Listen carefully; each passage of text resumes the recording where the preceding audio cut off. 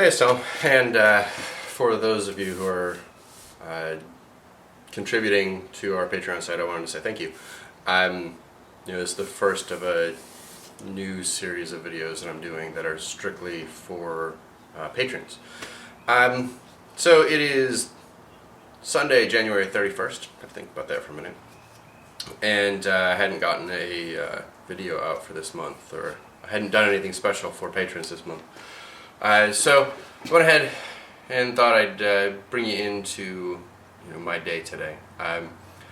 So I'm juggling several projects right now on top of my day job and everything else that's going on. So it's a little hectic.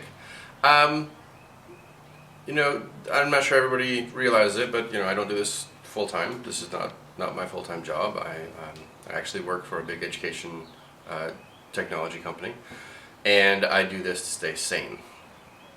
So eventually I'd like to make this my full-time job, but unless there's an awful lot of patrons, it's not going to happen anytime soon. So anyways, this video, and back to reality. I have a lot of projects going on right now. I've got some furniture that I'm working on. You may have seen I did some of this on the public page, on my public YouTube page. I cut the tops and went over some design for, it's actually a matching set of tables.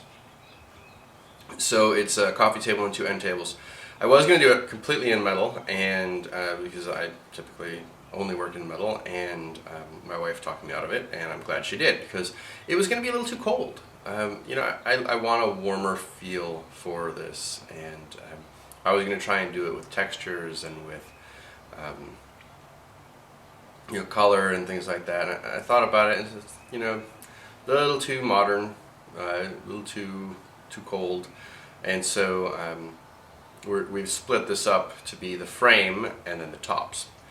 And the tops that I've already cut will actually be inset into some wood, and from there I will use an epoxy resin to fill in the gaps, basically, right? and bring it up to level and seal everything up nicely. So that's the plan. I've also got a couple other projects that are going on. My water table for my plasma cutter is not working well, and it's not very efficient. And then the other thing. Hey, Grant. So sorry about that. I live in a very small neighborhood, and every once in a while, it's a beautiful day today. It's 70 degrees. I can't believe we just went from blizzard to 70 degrees in like a week. So I've got the doors wide open, and one of the neighbor's kids just came running up and started talking.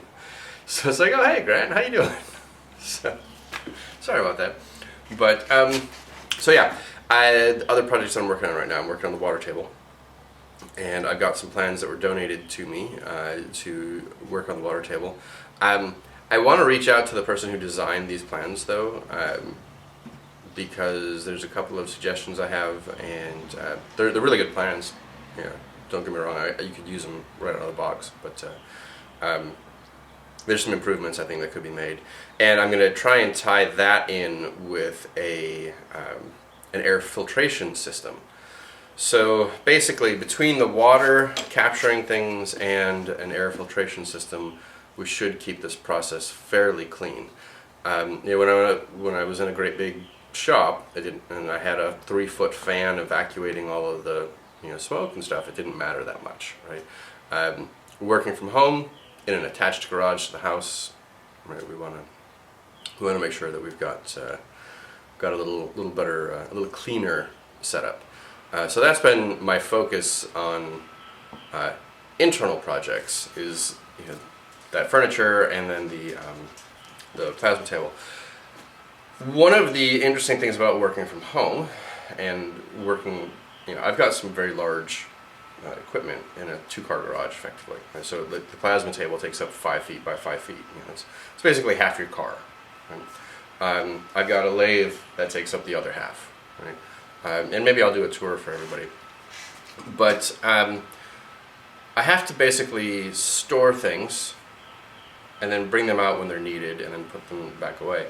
And case in point is this saw. I've got a really nice, excuse me, a really nice saw that I use. It's I hesitate to call it a cold cut saw because it doesn't have any cooling or anything, but it is a carbide tipped blade that I use for my metal. I don't use an abrasive saw. It is much cleaner. I get chips instead of dust everywhere, but it doesn't rely on grinding and generating all that heat and everything else. So I get much cleaner, straighter, usable cuts. Not that there's anything wrong with an abrasive saw, but this is the type of saw I use. That saw is heavy, and after having back surgery, moving it around is not easy. Sometimes I have friends come and help out, but right now I didn't have anybody around that could do it. My wife's got the kids out today. I could make as much racket as I felt like, so I started cutting stuff. And so effectively, all I've been doing today is cutting. All right, and through the magic of editing, we can skip through what took me an entire day to get done. So as you can see, I had lots of cutting to do here. We're running at 20 times speed, just so you know. So one of the nice parts about this is since I'm doing legs and need multiple parts the same size, I'm able to get things cut at the same time. So it works out pretty well, and it makes sure that you get the same size as long as you line everything up okay. So yeah, lots and lots of cutting. This actually took me the entire day to get done, but it worked out well, and it's got me set up for several weeks worth of projects. So with that, let's get back to our regularly scheduled broadcast here. Okay, so what I've got cut so far, it's basically all of this, right? There are 12, there's 12 pieces of 1.25 inches. There are 12,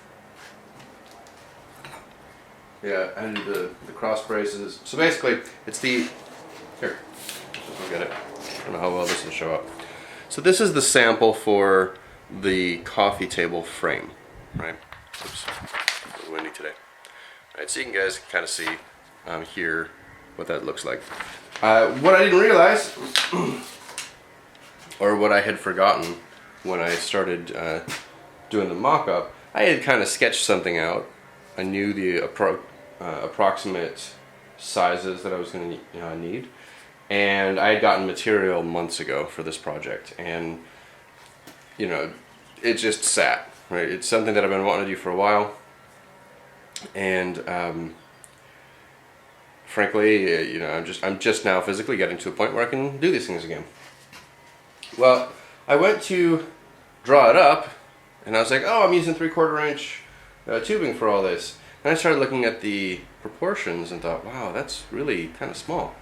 So I came out here, and let's get me in the frame a little bit now. So when I came out here to do this stuff, I realized I had actually bought 1.5 inches. Is that 1.5 inches or